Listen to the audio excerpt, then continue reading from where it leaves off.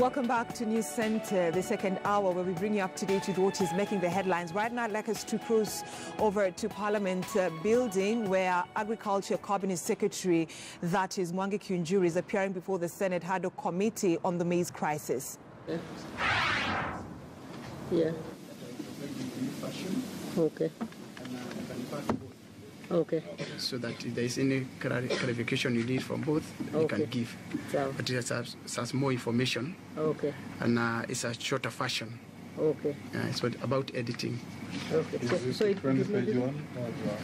Where is the new fashion? The one we have brought up. Or you have already 20 pages. The 20 pages. Where is the old version? That's the position? Okay. That is okay. Okay. Okay. So that's okay. Okay. Good morning, ladies and gentlemen. My name is Dr. Michael Mbito, Senator from Zoya County, and a member of this committee. Okay. Margaret Tamar, Senator Wasingiju County, a member of the committee. Senator Tangula Bukoma, member of the committee. Senator Dr. Langat from Bomet and a member of this committee. Okay, maybe you can introduce so we know who you are with you.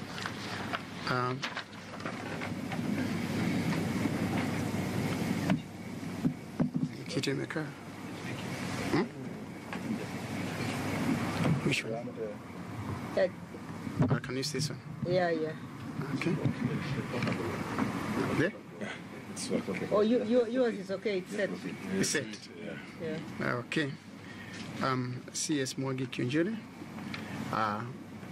Ministry of Agriculture and Irrigation. Yes, I'm Professor Hamadi Boga. I'm the Principal Secretary in charge of Agriculture Research and also Acting Principal Secretary in charge of Crops Development. I'm Anbil Fang, Acting Managing Director in CBB. I'm Dr. Grace Kusi. I'm the Deputy Director in charge of Agribusiness of the Ministry of Agriculture and Livestock. This is Ministry of Agriculture. Okay.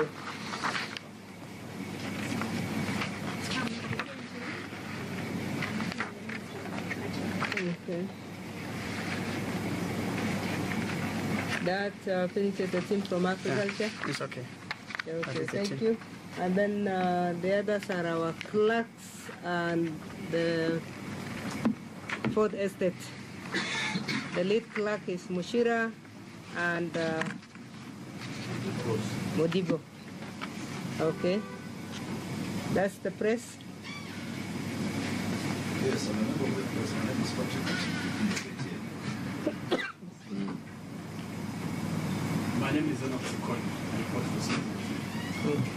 My name is Oscar Kimani. I report for Cabinet. I'm Vincent Afande, reporting for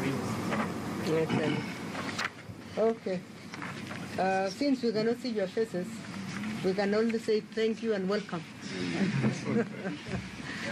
Okay. Thank you. So we will we'll start, Waziri. You know the system. You have been with us in this house, so you know exactly why we are doing the inquiries that we are doing, and we'll go straight to the answer. Yeah. We will go straight to the questions that we raised. We raised a number of questions with you. We want to know the current status of payment made to farmers for the 2017-2018 maize crop. We want to know the subsidized fertilizer purchase and distribution model also that is being used. And when you touch on the payments made to the farmers, you may wish to let us know whether you have distinguished who are farmers and who are not farmers in the payment schedules that you made. Number 3, we want to know the extent to which the ministry has aligned its parastatals to the devolved system of government, with a special emphasis on the roles of NCBB and the roles of AFC. We are asking these questions because we want to also get to know policy interventions that you as a ministry would be proposing to us as we clear this. During our trip, Waziri, we went to Nyasiongo in Nyamira County, and we came across beans full in a store and we are told the beans are 10 years old, expired, and we wanted to know about the ownership and the status of those beans and whether anybody actually knows in the ministry that they exist. Because the farmers told us to open the store, and when we opened the store, they showed us the beans and they said expiry dates are on and they are expired, and we are wondering why they are still in that store. Maize received by NCBP, we would like to know the maize that was received for the year 2017-2018 season and the status of payment to suppliers. Of course, that repeats the question that we had raised earlier, but we are saying what was received from where, because NCBP must know who delivered to them. Were they really this outcry from farmers? Is it true that none actually came from farmers and everything else came from elsewhere? And one thing that has been coming and disappearing, but was missed in that question, was the role of millers. What's the role of millers in importation, and how much actually was imported by millers, and where did they sell? The other question that was missed out, so that you can take that one at the end of these two before we go to supplementaries, is the listing of stores by National Cereal and Produce Board. The stores that we visited, not all of them are occupied by maize that belongs to SFR, as we were made to believe initially. We are told that some of the maize in the stores belong to individual farmers, some of them belong to traders, some of it belongs to millers, and specifically the large millers and the small millers are lacking maize to mill for some reason that is not clear to us, even though the crop is there. We also discovered that quite a bit of the grain that is in the stores has gone yellow. We saw the brown maize. Some of it is browning, some of it is yellowing. We want to inform you that we asked KEPS to go and test, and we have the results. But I'm sure you also have the results because the NCBP falls under your ministry. So we would like you also to make a comment on what is the status of the grains that are now currently in the stores. Are they really good for human consumption, or they are all condemned? So Waziri, you can take us one by one, and if there's any supplementary question, members can ask after each item. Thank you. Thank you very much, and once again we apologize. We tried to issue in the morning to seek your indulgence, but you could not get through. In fact, at one particular time, my secretary got to Don't worry about that. Yeah, we have accepted you. Okay, I appreciate.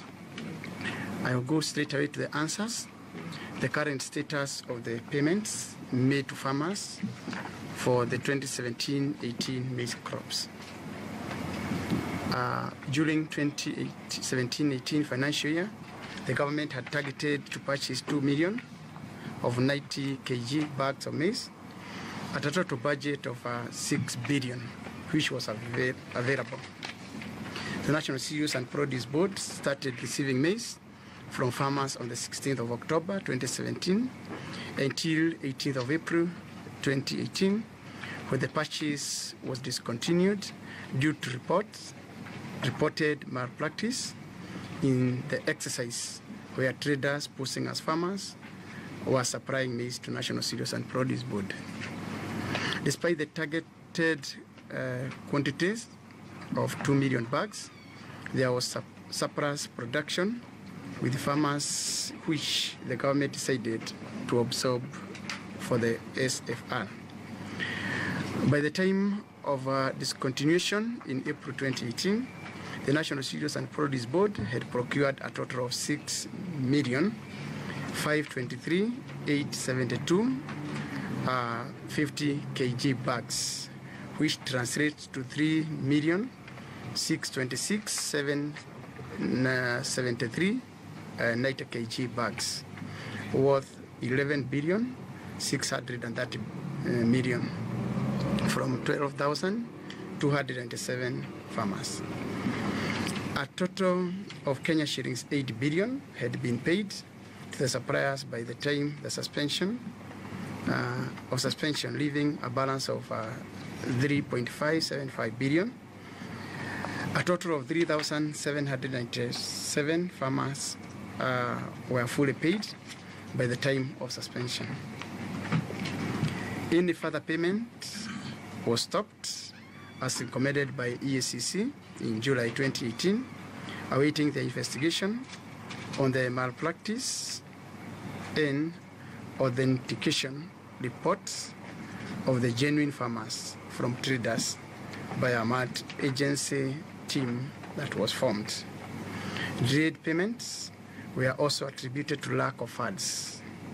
After the authentication report by the mad agency team and investigation by EACC, Kenya shillings 1.4 billion was released by the National Treasury to settle part of the farmers' debts.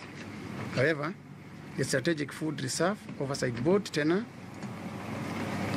had expired in August 2018 and could not authorize the payments. The new board was gazetted on the 27th of September 2018 and convened in early October to authorize the payment of Kenya shillings 1.5 billion, which we started paying on the 5th of October. The payment to farmers is ongoing. We expected by the close of yesterday they would have paid all the farmers, and we believe that happened, or it will happen. National Cereals and Produce Board purchased 6.52 million of 50 bags of maize in 2017-2018, worth 11.63 billion from farmers. So far, Kenya shillings 9.41 billion has already been paid, leaving a balance of Kenya shillings 1.2 billion, 180 million, broken down as follows. Kenya shillings 1.4 billion for 152 claims under investigations. Kenya shillings 429 million for 74 farmers whose deliveries do not match the authorized quantities by the vetting committee. Let me explain. These farmers, you get, when we went vetting, a farmer owns, for example, owns 10 acres of land. If you look at the capacity, the maximum they can be able to produce in an acre, and I'm happy that most of you come from those regions, you can do 25 bags. So you expect if you have 10 acres, a farmer should only be able to give you 250 bags. But you realize the same farmer supplied 1,800 bags. Others supplied over 2,000 bags. The question is, where did you get the extra bags of maize? So those are the questions surrounding these farmers. As you realize, we have a balance of 429 million. If you divide 429 billion by 74, you realize that these farmers are supposed to be paid each 1,800 bags. And this amount is the outstanding balance. They had been paid before. Some other amount, this is balance. Then we have another 217 million for 44 farmers who collected their verification forms but did not return them to their respective depots. The ministry is waiting for further allocation of funds from the National Treasury to clear the farmers' debts. Of the farmers that we have no question, that's the additional information I'm giving, the farmers whom we are not questioning, they have passed verification. We now have a balance of 129 million. That's the amount we should get from Treasury to ensure that those farmers that we have no case against are fully settled. And we have written to Treasury so that they can release the money. Okay. And also further information on that, is that, once again, we have forwarded information to EACC and DCI because, again, of the 152 and the 74, we need their clearance. We already have their letter that stopped us from paying until they conclude their investigations. And therefore, we have written to them once again that they can be able to give us the clear picture. Whom should we pay? Whom should we not pay? Who are the persons of interest? So that we can settle this matter once and for all.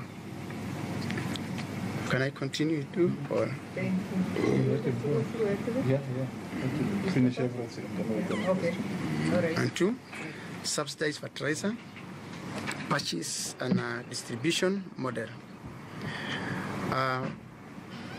Introduction, fertilizer price stabilization plan started in 2008 as a part of a budget declaration following the periods that fertilizer prices escalated worldwide beyond the farmers' reach. The plan was to allow the government procure about 25%